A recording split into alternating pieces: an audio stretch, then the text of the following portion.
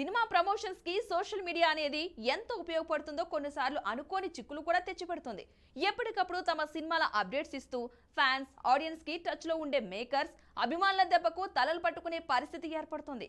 దీని కారణంగానే super star Mahesh Guntur కారం విషయంలో షాకింగ్ డెసిషన్ తీసుకున్నారని న్యూస్ ఒకటి తెగ వైరల్ అవుతోంది. ఆ డీటెయిల్స్ ఇప్పుడు చూద్దాం.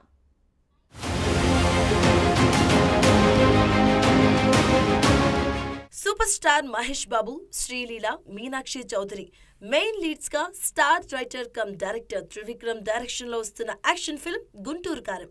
ఈ సినిమా నుండి దమ్ మసాలా అనే ఫస్ట్ లిరికల్ సాంగ్ రిలీజ్ చేయగా సాలిడ్ రెస్పాన్స్ వచ్చింది.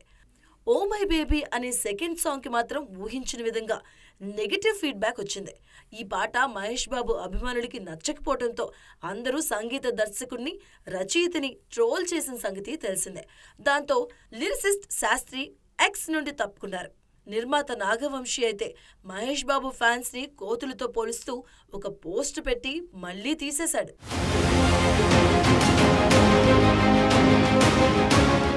ఇక ఈ సాంగ్ గురించి ఫిల్మ్ సర్కిల్స్ లో వినిపిస్తున్న లేటెస్ట్ న్యూస్ ఏంటంటే, ఓ మై బేబీ సాంగ్ అసలు షూట్ చేయలేదంట.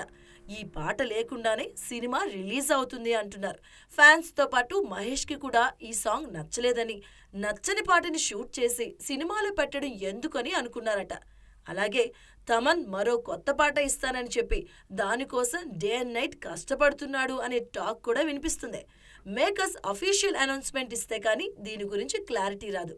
సంక్రాంతి స్పెషల్ గా జనవరి 12న గుంటూరు కారం విడుదల కానుంది.